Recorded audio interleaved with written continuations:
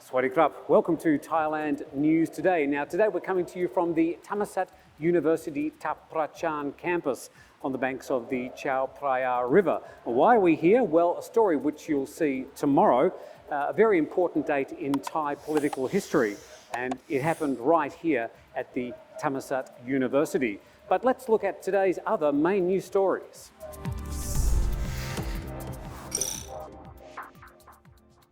A Sarasas preschool teacher who'd been fired and accused for assaulting some of the students has fired back by filing an official police report against the parents of one of the students. The teacher at the Sarasas Witaed Ratchaphruek School says the parents assaulted her after they saw classroom surveillance camera footage of her allegedly pushing and hitting kindergarten students.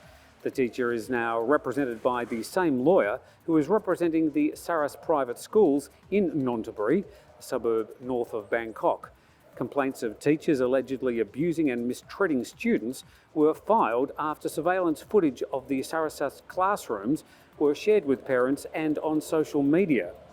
After videos from the woman's classroom were shared online, the Office of the Private Education Commission set up a committee to investigate all of the 42 Sarasas private schools around Thailand.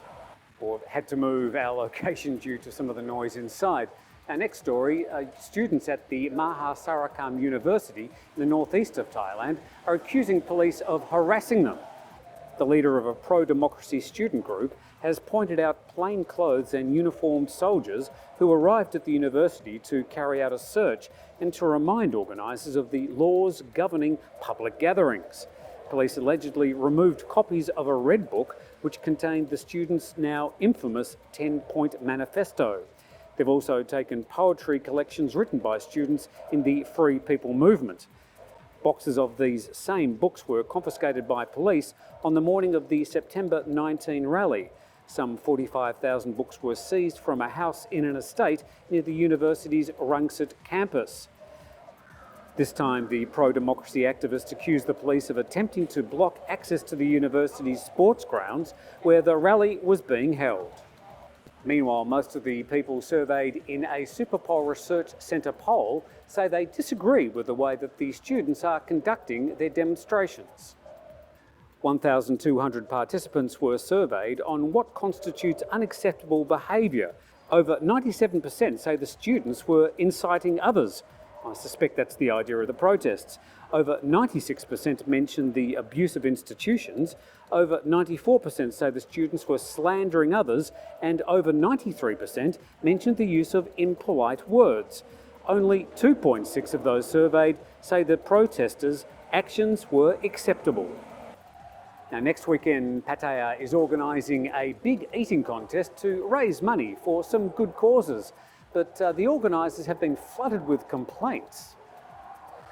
The event will be held at the Royal Garden Plaza shopping centre with prizes valued at more than 100,000 baht. Event organisers say they expect up to 40 teams to register for the contest on October the 10th and the 11th.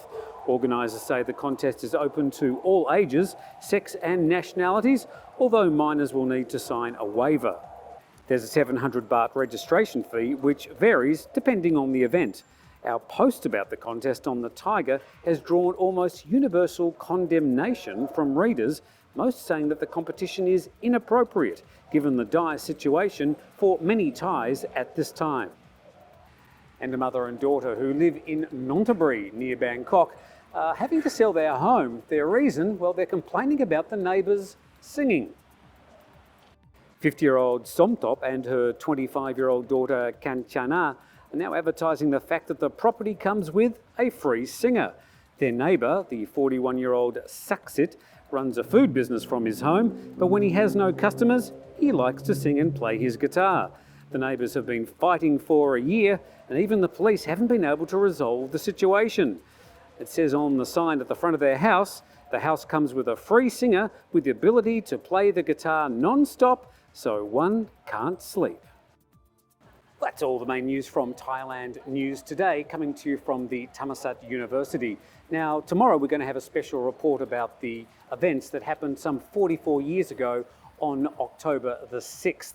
Now, the other thing we'd like to point you to is another great video which we've done, which is all about Phuket. It's called Phuket in COVID Crisis. It's been very popular so far, and it tells, well, a very painful story about the desolation on the island of Phuket.